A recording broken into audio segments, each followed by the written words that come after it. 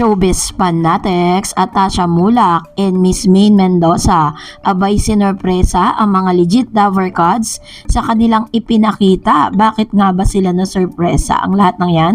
But before that, if you haven't subscribed yet to my YouTube channel, please don't forget to like, share, and subscribe at hit mo na rin ang notification bell for more showbiz updates. And please don't forget to hit all para ikaw ang unang-una makakapanood sa lahat ng ating mga updates. Bago ang lahat, nais ko po magpasalamat sa inyo pong lahat for always watching and supporting this channel. At ngayon nga, matapos tayong masurpresa, no? Kasi puro surpresa po ang pag-uusapan natin for today's video. Tapos ay masurprise, no? Nang ilabas ni Bossing sa Eat Bulaga ang kanya pong baby girl na si Mochi. Ayan, no? Napakaganda. Ay talaga namang marami po mga legit lover cards ang nag-congratulate at nagpadala ng kanilang mga greetings para kay Pauline Luna para sa kanilang second baby ni Bossing Big Soto. Ito po ay isa sa mga itinuturing nilang napakagandang regalo, no? Pagpasok ng taong 2024 kasi parang puro good news po yung dumadating sa kanila ngayon na talagang masasabi mo na ito po yung rason para talaga mag-celebrate po sila. At ito rin po yung isa sa mga manifestasyon na hindi dapat sila kabahan or matakot man lang sa magiging resulta ng kanilang kaso, no? Yung injunction to injunction. Nung naglabas ang ng RTC ng injunction ay nag-counter itong Tape Incorporated ng injunction din. 'Di ba? Parang nakakaloka, hindi natin alam kung anong plano niya. But anyways, ito na nga, no, dahil tinakatuwa po itong si JDL or Joey De Leon sa pinakawalan ni Tasha Mulak kanina po sa Gimme 5 kung saan talagang masasabi mong meron talagang talento itong si Tasha. So para maunawa natin yan, panoorin natin ang video clip na ito. Banana Q, who? Banana Q, nana. Masarap ang pinili itong banana. Pwede sa merienda. Banana Q. Thank you, Banana Q.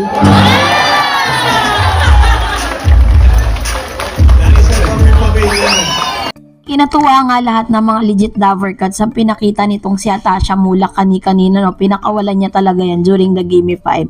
Pero natuwa din po ang ilan sa mga legit lover cards sa inihanda nitong si Miss Maine Mendoza para po dun sa tinatawag na baby shower nitong si Miss Maha Salvador. Naging emotional si Miss Maha Salvador sa kanyang first baby shower.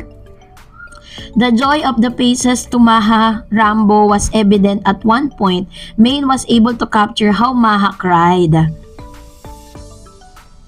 Pinipigilan nga, kung nakikita po natin sa video, yan po ay courtesy ng isang brand na kung saan ay ipinost nga nila to sa kanilang sariling social media account. Nandun po si Maha Salvador, nandun si Maha, siya ang nanay, si Rambo Nunez, ang tatay, at ang mga kaibigan ni Maha na si MJ Lastimosa. At ayan, naging emotional nga siya. Their closest friend came and made the truly memorable for the couple. At one point, Maha really became emotional when she shared the pics that were shared by Maine. She added an hilarious caption, "Emotional si mother," sabi niya. Other snaps that were shared by Maine showed how Maha was laughing and smiling, all of which show how happy she is right now. Here are some of the stuff that Maine shared, subsequently shared by the beautiful soon-to-be mom. So, ipinost nga ang lahat ng mga photos na ito sa social media account ni Miss Maine Mendoza kung saan ipinakita niya na kung gaano ka-happy itong kaibigan niya na si legit lover cards Maha Salvador. Matatandaan na nabuo ang 3M or 4M na si Miles, Maha Salvador, Maine Mendoza at si MJ Lastimosa sa mismong show po ng Eat Bulaga. Kaya napakaganda kasi kahit po short period of time, nakabuo sila ng friendship at talagang nabuo nila yung 4M. Hindi mo aakalain na talagang magiging talagang magkakaibigan sila. Samantalang hindi naman sila magkaibigan outside ng showbiz. Dito lang talaga sila naging friends sa Eat Bulaga. At sobrang happy nga itong si Miss Maha dahil nga nakita po talaga niya yung suporta ng kanyang mga kaibigan. Hindi man natin nakita ang buong Dover Cards diyan kasi medyo intimate siya. And syempre, ang pinaka-ano lang kasi niya, pinaka-venue niya, yung parang taas ng bahay nila Maha Salvador. Yung rooftop lang po, pinaganda lang ng todo. At doon sila nag-celebrate ng baby shower para po kay Miss Maha Salvador. Kaya from our team, binabati po natin si Maha ng congratulations para sa kanyang first baby, no? Kailan kaya ang due date? Pero wala pa naman pong sinasabi kung girl or a boy. So, dahil dyan narito ang ilan sa mga komentong napili po naman natin, wala naman sa ating last update, kung saan ito po'y may title na isang malaking network magsasara na. Unang komento na nagmula po kay Sialong. Sabi niya, regarding CNN shutdown, mahal mag-maintain ng broadcast network, lalo ngayong digital na, ay mas lumiliit ang area of coverage ng isang transmitter tower. Need magdagdag ng transmitter tower sa mga key geographical location o provinces. Mahirap na makipagsabayan sa mga free-to-air broadcasting sa makabagong panahon ngayon sa internet. YouTube at Facebook ang dominant streaming platform, worldwide ang reach except sa mga bansa na restricted like China. Pwede kaya ang mga common tower gaya ng telco towers? Ang galing ng comment niya, ha? Totoo po yan kasi darating po tayo sa isang henerasyon na kung saan yung free TV mawawala na po yan. Ang tangi pong magiging batayan na lang po ng streaming platform ngayon ay ang YouTube at Facebook. Yan po ay napapanahon kasi nasa digital world na tayo 'di ba? Tapos po, ang kagandahan lang pag mga sa streaming platform ka, libre, wala kang bayad kasi anytime pwede kang gumawa ng sarili mong YouTube channel. Maggawa ka lang ng mga videos, you can have your own YouTube channel, diba?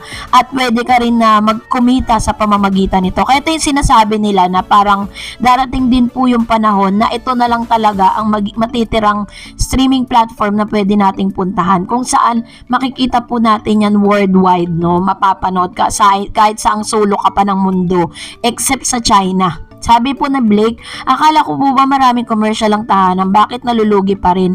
Anong ibig sabihin ba nito? Magde-declare sila ng bankruptcy? Actually, yung mga present po nila na mga advertisers, yan po yung mga nakapirma na nakapag-advance na po sa kanila. Wala pa pong malinaw na parang kontrata na talagang may mga nag-renew. May nabalitaan na po ba kayo na parang may nag-renew sa kanila na bagong advertisers? Wala.